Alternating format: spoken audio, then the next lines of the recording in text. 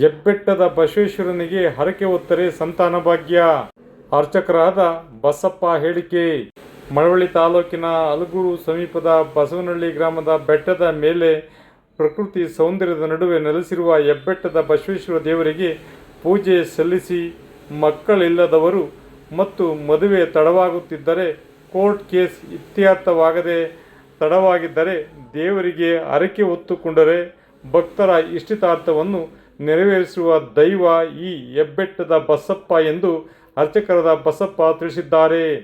ಪೂಜೆ ಪುರಸ್ಕಾರಗಳನ್ನು ನಡೆಸಿ ಭಕ್ತರಿಗೆ ಮಂಗಳಾರತಿ ಪ್ರಸಾದ ನೀಡಿದ ನಂತರ ಅವರು ಸುದ್ದಿಗಾರರೊಂದಿಗೆ ಮಾತನಾಡಿದ ಅವರು, ಧನುರ್ಮಾಸದ ಪ್ರಾರಂಭದಿಂದ ಪ್ರತಿ ದಿನ ವಿಶೇಷ ಪೂಜಾ ಕಾರ್ಯಕ್ರಮಗಳು ನಡೆಯಲಿದ್ದು, ಇಂದು ಅಲಗೂರಿನ ಭಕ್ತರು ಪೂಜಾ ಕಾರ್ಯಕ್ರಮವನ್ನು ಹಮ್ಮಿಕೊಂಡಿದ್ದರು. ಈ ದಿನ ಧನುರ್ಮಾಸದ ಕಡೆ ಸೋಮವಾರ ದಿನವಾದ್ದರಿಂದ ಬೆಳಗಿನ ಜಾವ ದೇವರ ಮೂರ್ತಿಯನ್ನು ಶುಚಿಗೊಳಿಸಿ ಪಂಚಾಮೃತ ಅಭಿಷೇಕ, ರುದ್ರಾಭಿಷೇಕ ನಡೆಸಿದ ನಂತರ ವಿವಿಧ ಪುಷ್ಪಗಳಿಂದ ಅಲಂಕರಿಸಿ ಮಹಾಮಂಗಳಾರತಿ ನಡೆದ ನಂತರ ಬಂದ ಭಕ್ತಾದಿಗಳಿಗೆ ಅನ್ನ ಸಂತರ್ಪಣೆಯನ್ನು ನಡೆಸಲಾಯಿತು ಎಂದರು.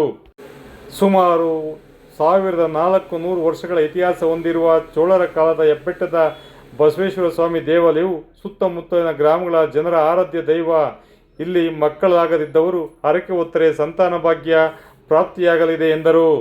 ಬಸಪ್ಪ ಅಂತ, ನಾವು ಇಲ್ಲಿ ಹೆಬ್ಬೆಟ್ಟ ಬಸವೇಶ್ವರ ಸ್ವಾಮಿ ದೇವಸ್ಥಾನದ ಅರ್ಚಕರು.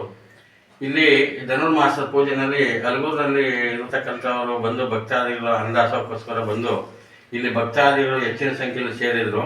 ಮತ್ತು ಇದರಲ್ಲಿ ರಾತ್ರಿ 3:30 ಜಾವದಲ್ಲಿ ಎದ್ದು ಬೆಳಗಿನ ಜಾವ ರುದ್ರಾಭಿಷೇಕವನ್ನು ಮಾಡಿ ಮತ್ತು ಅರ್ಚನೆ ಮಾಡಿ ಪೂಜೆ ಸಡಚಾರವನ್ನು ಮಾಡಿ ಬಂದಂಥ ಭಕ್ತಾದಿಗಳಿಗೆ ಭಾರಿ ಜನಸಂಖ್ಯೆ ಜಾಸ್ತಿ ಸೇರಿತ್ತು. ಅನ್ನದಾಸೋಹಕ್ಕೆ ಜನಸಂಖ್ಯೆ ಜಾಸ್ತಿ ಸೇರಿ ಆಚರಣೆಯನ್ನು ಆಚರಿಸಿದ್ರು.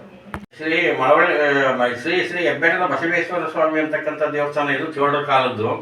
ಕ್ರಿಸ್ತ ಶಕ ಅಂದರೆ 1400 ವರ್ಷದ ಇತಿಹಾಸ. ಇಲ್ಲಿ ಬಂದಂಥ ಭಕ್ತಾದಿಗಳಿಗೆ ಮಕ್ಕಳು ಇಲ್ಲದೆ ಸಂತಾನ ಭಾಗ್ಯ ಯಶಸ್ವಿ ಆಗಿದೆ. ಮತ್ತು ಕೋರ್ಟ್ ಕಚೇರಿ ವ್ಯವಹಾರ ಎಲ್ಲ ಅಭಿವೃದ್ಧಿ ಆಗ್ತಕ್ಕಂಥ ಸಲುವಾಗಿ ಎಲ್ಲ ಚೆನ್ನಾಗಿ ನಡೀತಾ ಇದೆ.